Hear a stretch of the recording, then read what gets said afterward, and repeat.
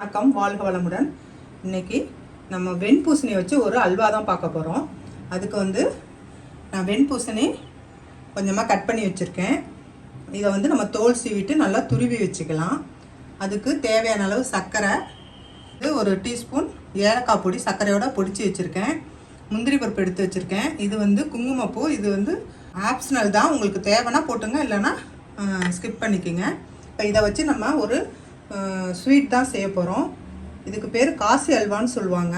ஆனால் டேஸ்ட் நல்லாயிருக்கும். எப்பொழுதுமே நம்ம பூசணிக்காய் வச்சு கூட்டு சாம்பார் தான் பண்ணுவோம். இதை வச்சு ஒரு அல்வா எப்படி பண்ணலான்னு பார்க்கலாம் வாங்க. இப்போ இந்த பூசணிக்காயை நம்ம நல்லா தோல் சீவிட்டு நறுக்கிக்கலாம்.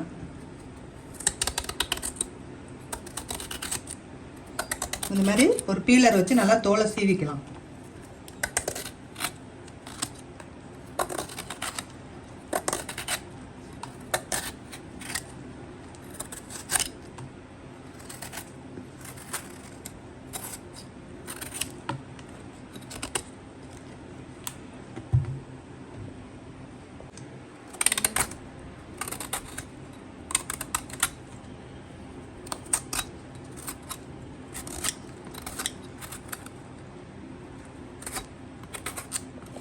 இது மாதிரி தோல் சீவிட்டு இதை அப்படியே கட் பண்ணி எடுத்துக்கலாம். அப்படியே சென்டரில் இருக்கிற பகுதியை நம்ம கட் பண்ணி எடுத்துக்கலாம்.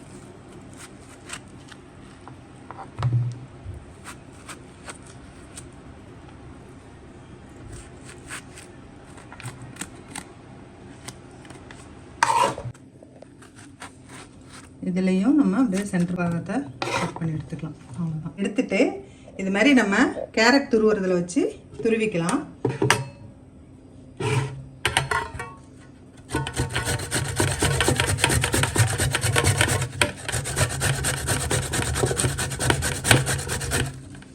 இந்த மாதிரி பெரிய ஹோல் இருக்கிறதுல நல்லா துருவிக்கிங்க.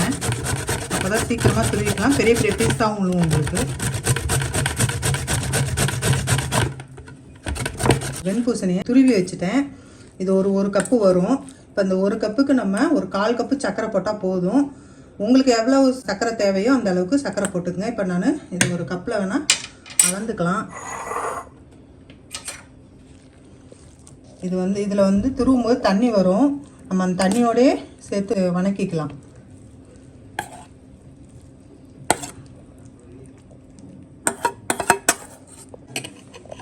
இதில் ஒரு கப்பு துருவன வெண்பூசணி எடுத்து வச்சுருக்கேன். அதுக்கு இதில் பாதி அளவு நம்ம சர்க்கரை போட்டுக்கலாம். ஸ்வீட் எவ்வளோ தேவையோ அந்த அளவுக்கு போட்டுக்கலாம்.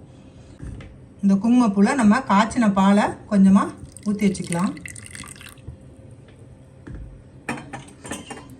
இப்போ நமக்கு இந்த ஒரு எல்லோ கலராக வரும். அது அல்வாவுக்கு நல்லாயிருக்கும் கலரு. அதனால் நான் குங்குமப்பூவில் சூடான பால் ஊற்றி கலந்து வச்சுருக்கேன். இப்போ அல்வா எப்படி செய்யலான்னு பார்க்கலாம் வாங்க.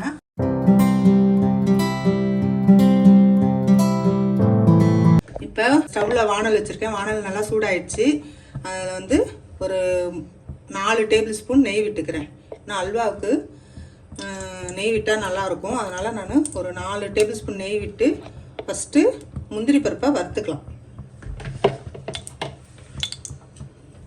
ஒரு கைப்பிடி முந்திரி உடச்சி வச்சுருக்கேன். அதை இதோட சேர்த்து வறுத்துக்கலாம்.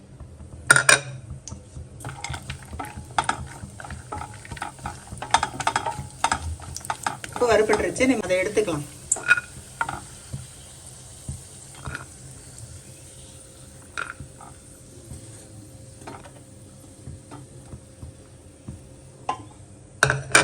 துருவி வச்ச பூசணிக்காயை அதில் சேர்த்துக்கலாம்.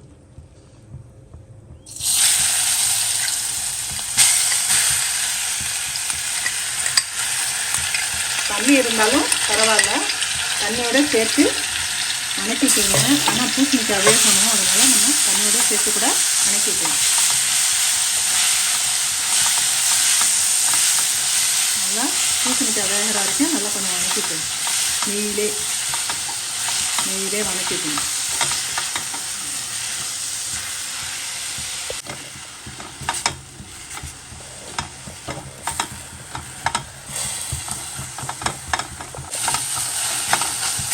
நெல்லிக்காய் ஓரளவு வெந்துருச்சு. நம்ம இதில் சர்க்கரை சேர்த்துக்கலாம்.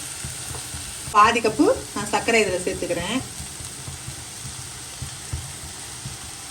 உங்களுக்கு ரொம்ப ஸ்வீட்டு தேவைன்னா நீங்கள் ஒரு கப்பு ஃபுல்லாக கூட போட்டுக்கலாம். இந்த அளவுக்கு போதுன்ட்டு உங்களுக்கு இந்த அளவுக்கு சுகர் போதும். அதனால் நான் இந்த அளவுக்கு சேர்த்துக்கிறேன்.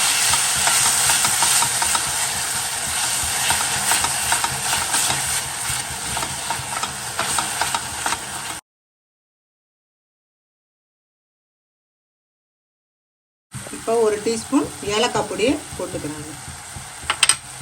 அடுத்தது நம்ம குங்குமப்பூ போட்டு பாலில் கலந்து வச்சுருக்கோம். இது டேஸ்ட்டுக்கும் ஃப்ளேவருக்கும் நம்ம இதில் ஊற்றிக்குவோம்.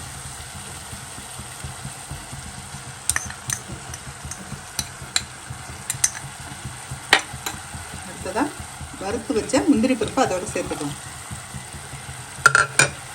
சொல்லு பம்கின் சீட், வாட்டர்மெலன் சீட் ரெண்டையும் இதோட சேர்த்துக்கிறேன்.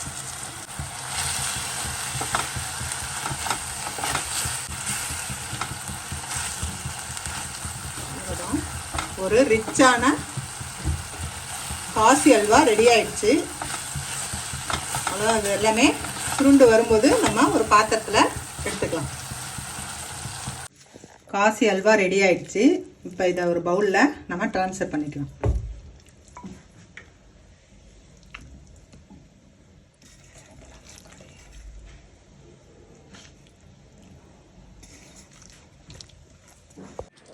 காசி அல்வா ரெடி ஆயிடுச்சு. இந்த வீடியோ உங்களுக்கு பிடிச்சிருந்துச்சுன்னா லைக் பண்ணுங்கள், ஷேர் பண்ணுங்கள், கமெண்ட் பண்ணுங்கள். கவி விலாக்ஸ்க்கு சப்ஸ்கிரைப் பண்ணுங்கள். தேங்க்யூ.